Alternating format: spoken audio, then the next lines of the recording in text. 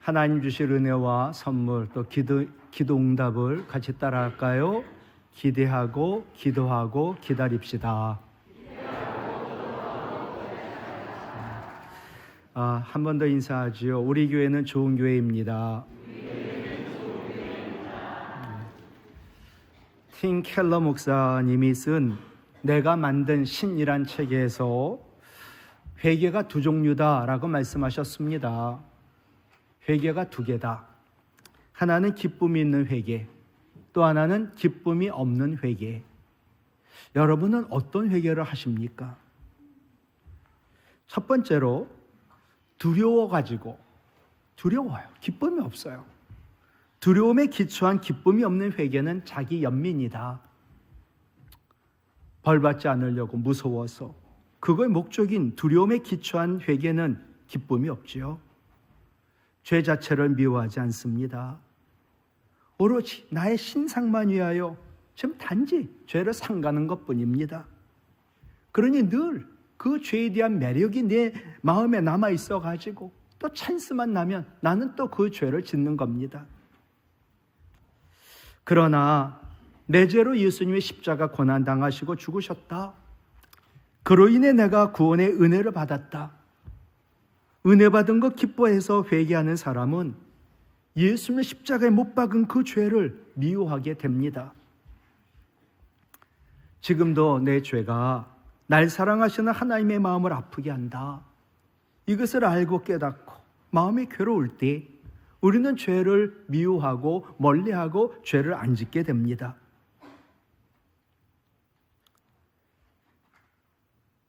두려움에 기초한 회개는 나 자신을 미워하게 하고 자기를 정죄하도록 계속 인도하지만, 은혜 받은 기쁨에 기초한 회개는 죄 자체를 미워하게 되고 결국 우리로 하여금 죄를 미워해 죄를 안 지으니까 거룩한 삶을 살게 하는 겁니다.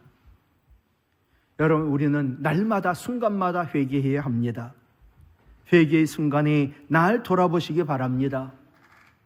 나의 회개의 바탕이 벌받을까 두려움 때문인가?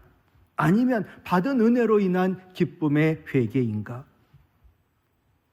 예수님 기쁨을 주시려고 이 땅에 오셨습니다.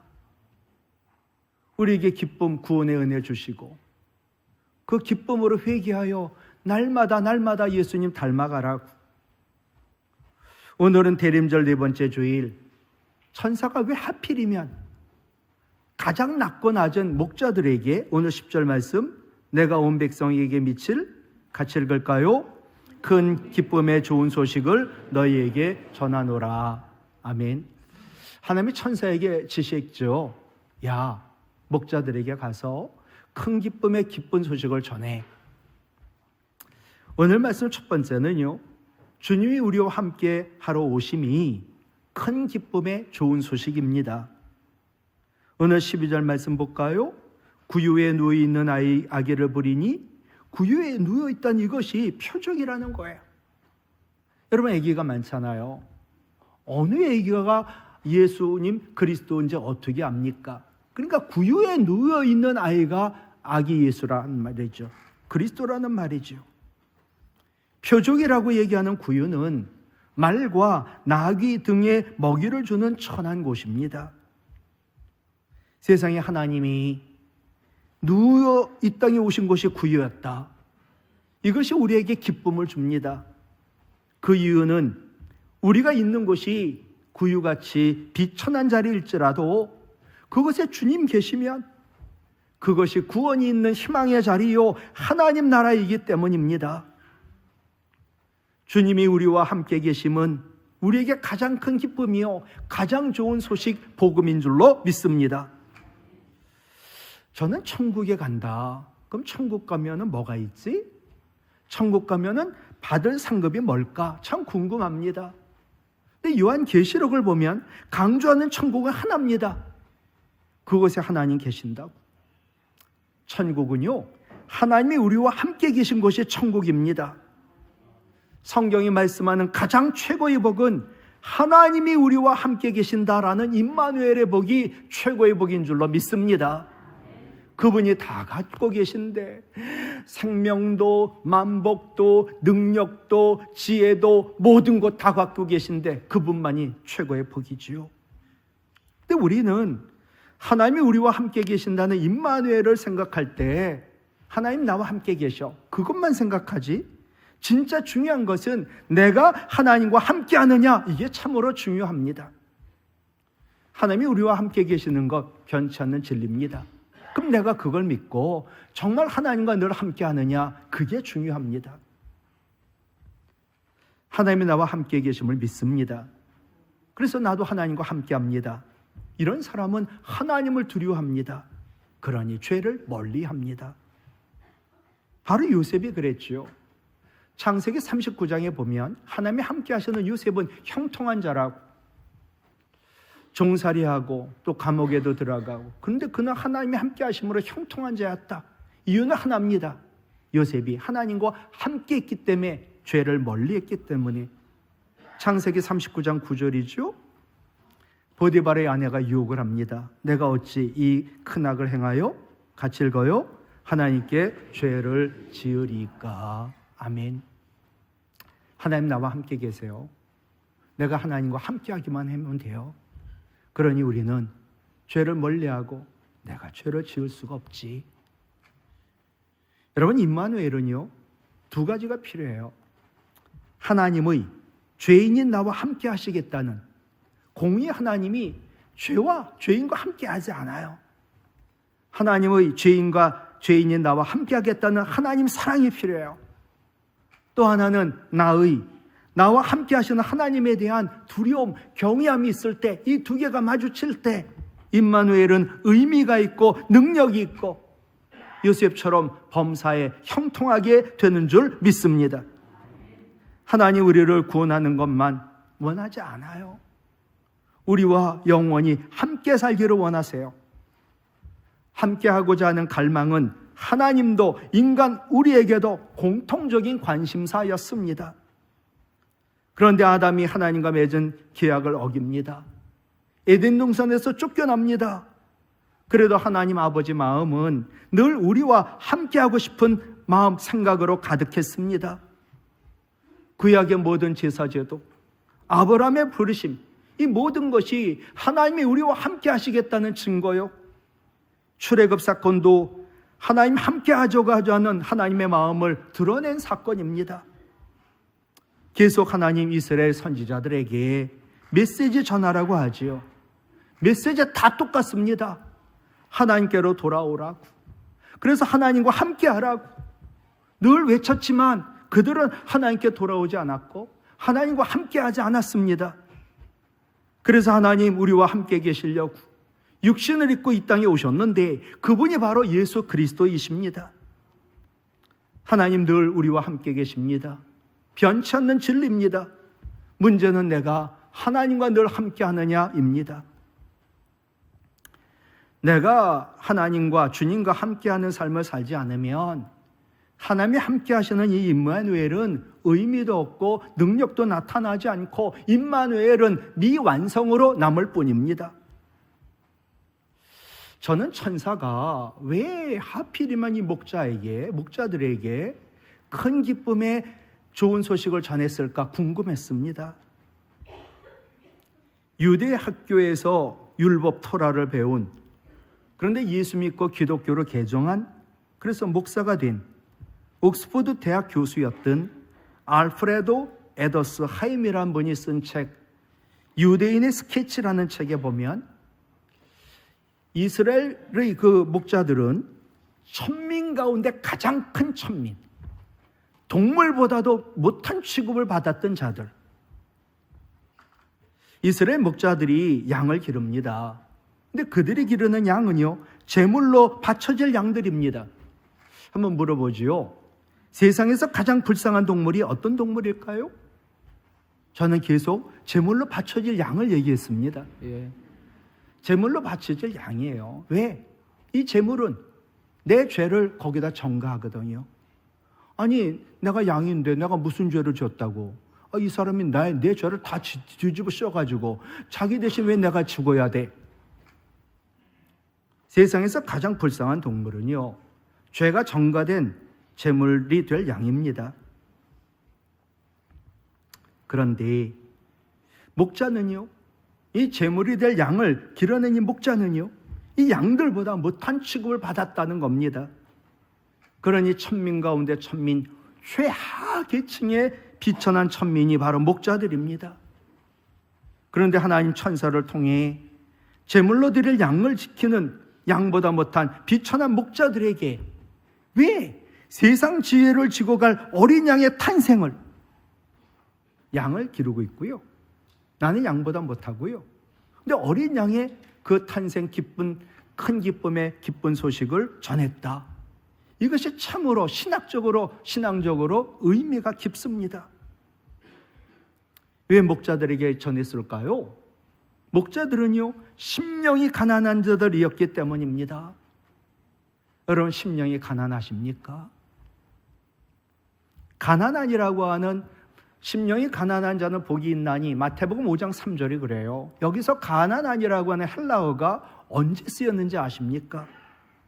거지 나사로 가난할 때 이 단어가 쓰였고, 전 재산 2렙돈을 바친 과부가 가난하다라고 할 때 가난한이란 단어를 썼거든요. 그래서 심령이 가난한 자란, 심령이 세상 소망이 없어가지고 텅 비어있고, 그 비어있는 이 심령에 오직 주님만으로 채우겠다고, 그래서 주님과 함께 하겠다고 하는 겸손한 자를 심령이 가난한 자라고 말을 합니다. 여러분, 마음이 비어있어야 합니다. 불교에서는 마음을 비우라고 하는데 그 빈 마음을 어찌할 겁니까? 참 비어있다는 이 공간, 빈 공간이 중요합니다. 우리가 늘상 밥을 담는 그릇의 핵심이 뭘까요? 저는 지금 빈 공간 얘기를 하고 있습니다. 이게 그릇이에요. 이걸 금으로 만들었냐, 그릇의 재질이나 형태가 중요한 게 아닙니다. 밥을 담고 국을 담아야 합니다. 바로 빈 공간이 필요합니다. 금으로 만들었어요. 완전히 이렇게 돼 있어요. 아니면 불로 올라와 있어요. 여기다 어떻게 밥을 담고 여기다 어떻게 국을 담습니까? 마찬가지로 집의 핵심은 건축 재료나 구조가 아닙니다. 완전히 금덩어리로 만들었죠. 문도 없고 들어갈 공간도 없고, 사람이 들어가 살 수 있는 빈 공간이 바로 집의 핵심입니다. 오종옥이라고 한 분이 쓴 빼기의 법칙의 한 구절이에요. 금반지의 본질도요, 금이 아닙니다. 이 금반지를 손가락에 낄 수 있는 빈 공간, 빈 그 구멍이 금반지의 본질인 거지요. 완전히 막혀버렸어. 아무리 끼려도 끼어지지가 않아요. 내가 금을 뚫고 내 손에 끼울 수가 없단 말이죠. 여러분, 우리 몸도요, 빈 공간들이 있습니다. 그래서 피가 흐르고 공기가 흐르고 우리의 장기들이 순환을 하고 움직이고, 그래서 우리는 활동할 수 있고 살 수 있는 거지요. 파스칼은 사람들의 마음속에는 세상 금옥가도 채울 수 없는 빈 공간이 있다고, 그 공간은 오로지 하나님만이 채울 수 있다고. 그러나 하나님 없다고 말하는 어리석고 교만한 사람들, 그 공간마저도 돈으로 채우려고, 권력으로 채우려고, 자기 의와 공로로 채우려고 합니다. 그러니 돈이 아무리 많으면 뭐합니까? 만족함이 없습니다. 더더욱 그에게는 영원한 생명이 없습니다. 사랑하는 성도 여러분, 주님이 나와 함께 하심을 믿고 주님이 함께한 요셉처럼 형통한 자가 되어 큰 기쁨의 좋은 소식을 전하길 원하십니까? 그렇다면 요셉처럼 하나님 나와 함께 하시니까, 나와 함께 하시는 하나님을 나도 함께하며 경외하며 죄를 멀리 하시기 바랍니다. 또한 목자들처럼 늘 가난한 심령의 빈 공간을 하나님으로, 하나님 은혜로만 채워 하나님과 함께하여 늘 형통한 자 되시기를 간절히 바랍니다. 두 번째, 주님이 우리를 구원하러 오심이 큰 기쁨의 좋은 소식입니다. 우리 주님 우리를 구원하러 오셨는데 물어볼게요. 구원받으셨습니까? 예. 증거를 대실 수 있겠어요? 내가 구원받았다. 나 구원받았다고. 난 이래서 구원받았다고 얘기를 하실 수 있어야 되는데, 늘 말씀드렸던 로마서 10장 9절 같이 읽고 외우길 원합니다. 같이요. 내가 만일 내 입으로 예수를 주로 시인하며 또 하나님께서 그를 죽은 자 가운데서 살리신 것을 내 마음에 믿으면 구원을 받으리라. 예, 두 가지네요. 내 입으로 예수님을 주라고 시인해.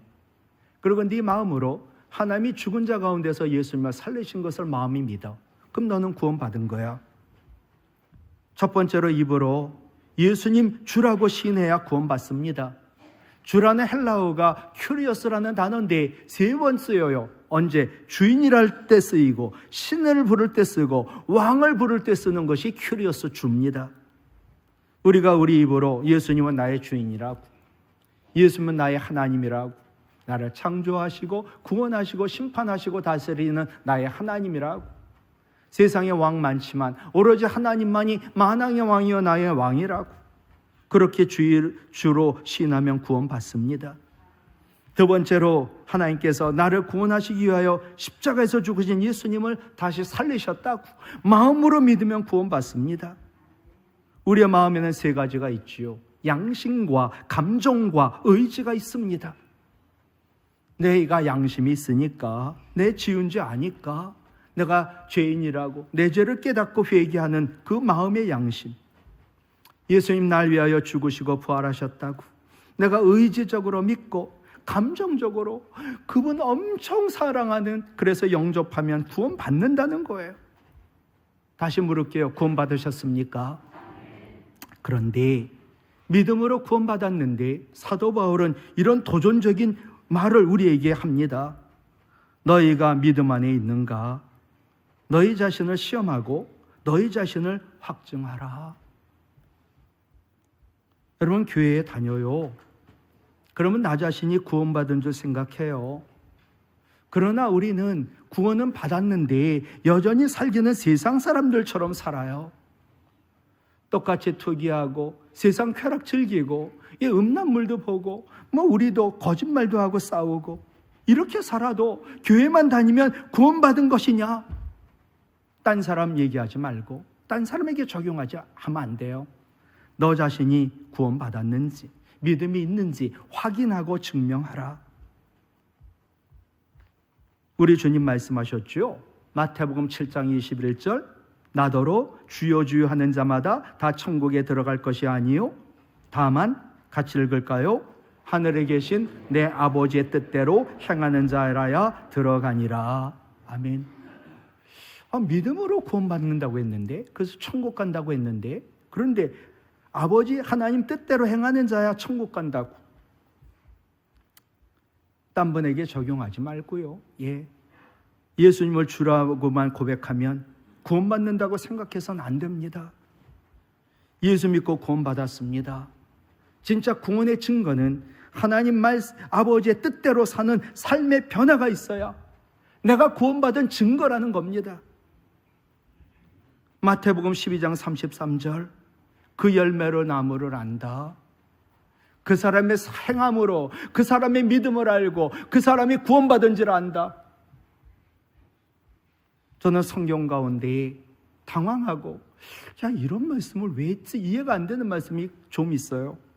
그 중에 마태복음 10장 35절 36, 37, 38 예수님 그러신 거예요. 내가 온 곳은 사람이, 이게 자녀겠죠, 그 아버지와 딸이 어머니와 며느리가 시어머니와 같이 읽어요? 불화하게 하려고 왔다는 거예요. 세상에 우리 주님이 평화의 왕인데 우리를 화목하게 하려고 왔지 않고 불화하게 만들었다고. 이어지는 말씀이지요. 아버지나 어머니를 나보다 더 사랑하는 거 합당하지 않아. 그리고 네가 낳은 아들이나 딸을 나보다 더 사랑하는 것도 내게 합당하지 않아. 여러분, 창세기 22장에 보면 하나님 아브라함에게 약속한 독자 이삭 죽어서는 이제 번제로 잡아 죽여서 드리라는 거예요. 아브라함은 하나님 말씀에 즉각 순종해 이삭을 데리고 3일 길을 떠나지요. 모리아산에서 이삭을 잡으려고 했죠. 여러분, 아버지가 아들을 죽입니다. 아버지와 아들 사이에 이보다 더한 불화가 어디 있습니까? 내가 지금 아들을 죽이려고 해요. 금방 신고할 겁니다. 그리고 아버지는 경찰에 붙잡혀 감옥에 들어갈 겁니다. 도대체 불화하려고 오셨단 말이야? 부모 버려, 자녀 버려, 가족들과 원수돼, 사람들과 분쟁하고 불화해. 이것이 예수님 말씀하신 뜻이 아닙니다. 여러분, 하나님 말씀은 두 가지잖아요. 하나님 사랑하라. 먼저 하나님 사랑해라. 이웃을 사랑해라. 하나님을 가장 먼저 사랑해라. 하나님을 가장 먼저 사랑으로 첫째로 사랑하면 그동안 사랑하던 그 사랑과 그 어떤 것이 두 번째, 세 번째 사랑이 된다는 거예요. 하나님 사랑하십시오. 그러나 첫 번째로 사랑하십시오. 그럴 때 둘째, 셋째 사랑받던 사람은 나랑 불화할지 모릅니다. 여러분, 고린도 교회는요, 대단한 교회입니다. 엄청 많이 배운 분들, 철학에 능통한 사람들, 변론을 잘하는 사람들, 성령의 은사가 나타나는 교회, 재림에 대한 신앙이 뜨거운 교회. 근데 문제가 하나 있었습니다. 교회 안에 파가 갈라져가지고 서로 다투고 싸우고 분쟁이 있었습니다. 이럴 때 사도 바울은 딱 한 가지 외칩니다. 십자가의 복음으로 돌아가라. 교인들이 싸우고 다투는 이유가 하나인 거예요. 십자가의 도를 잊었다는 거예요. 그래서 선포했죠. 고린도전서 1장 18절, 십자가의 도, 십자가의 말씀이 멸망하는 자들에게는 미련한 것이요 구원을 받는 우리에게는 뭐라고요? 하나님의 능력이라. 아멘. 십자가의 말씀 복음은요, 다투던 자들도 서로 사랑하게 하고 갈라진 자들도 하나 되게 하는 하나님 능력이 있어요. 더 나아가 모든 죄 씻어줄 뿐만 아니라 다시는 우리로 죄의 종로로 타지 않게 하고 하나님 자녀로 인정받게 할 뿐만 아니라 하나님의 자녀로서 살게 하고 우리를 천국 백성 되게 하는 정도가 아니라 천국 백성답게 살게 하고 우리를 거듭나게 하는 줄로 믿습니다. 물어볼게요. 여러분, 거듭나셨습니까? 여러분, 예수 믿고 변했습니까? 날마다 변하고 있습니까? 좋게 하나님 원하시는 대로. 베드로전서 1장 23절, 너희가 거듭난 것은 같이 읽어요. 살아있고 항상 있는 하나님 말씀으로 되었느니라. 아멘. 구원 받았어요. 이젠 삶이 변화돼야 돼요. 그걸 우리는 성화라고 얘기하고 그래야 예수님 닮아가거든요. 근데 거듭나게 하는 건 하나님 말씀뿐이라는 거예요. 십자가 말씀, 복음뿐이라는 거예요. 어떤 분이 대학 교수고요. 신앙도 좋고요. 그래서 사람들이 늘 이분 보면 교회에서도 대단하다고. 근데 이분은 마음에 평안과 기쁨이 없어요. 그리고 그의 영혼은 늘 황폐한 사막 같아요. 어느 날 예배 때 똑같은 예배였는데 목사님이 로마서 주서 말씀을 전하는데 갑자기 가슴이 뜨거워지고 하나님의 사랑이 마음 깊은 곳에서 솟구쳐 올랐어요. 지금까지 나는 교수로 그리고 선교사였거든요. 그렇게 쇼윈도의 삶을 살았어요.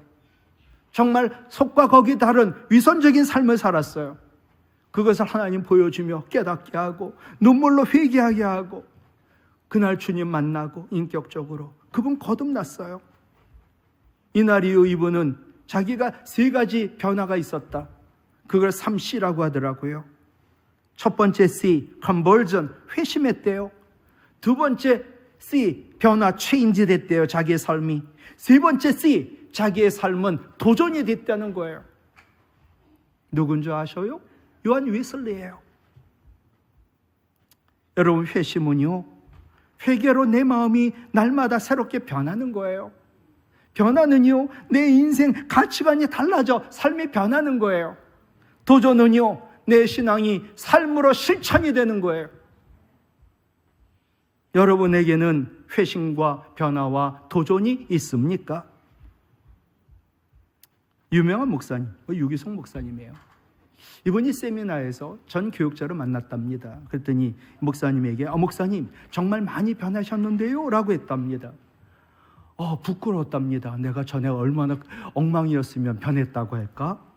그러면서 이 말을 들은 지금의 동역하고 있는 부목사들은 야, 우리 목사님 변하긴 뭐가 변했어? 하나도 안 변했는데 이렇게 말할 것 같아 부끄러웠답니다.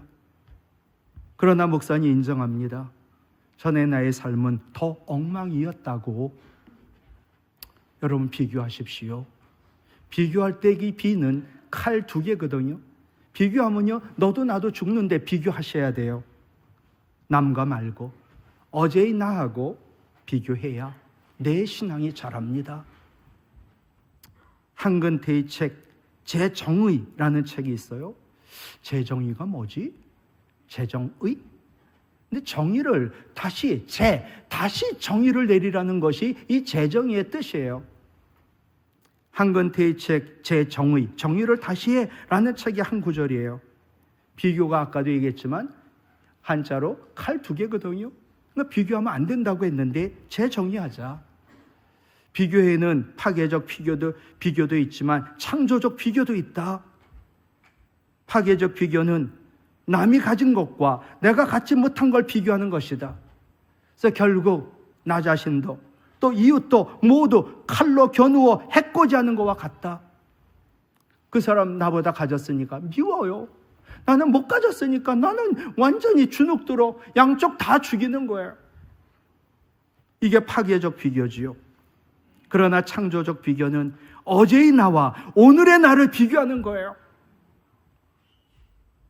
어제보다 오늘의 나는 정말 변화되어 더욱 주님의 성품을 닮아가고 있는가 비교하는 거예요. 내가 목사 되고 장로 되고 권사 되고 안수집사 됐는데 어제의 나보다 오늘의 내가 정말 달라졌냔 말이에요. 결국 이렇게 날마다 달라지고 변해야 성화에 이르는 생산적 비교가 창조적 비교다. 그래야 우리의 신앙이 자라고 내가 변하여 우리 교회가 변하는 거지요. 신앙이란 속사람이 날마다 새로워지는 변화의 연속을 신앙이라고 합니다. 죄의 종로로 타던 사람이 죄에서 승리하고 이웃을 미워하던 사람이 이웃을 사랑하고 하나님 말씀 지키지 않는 내가 하나님 말씀대로 살고 이것이 구원받은 자의 신앙이요 삶인 거예요.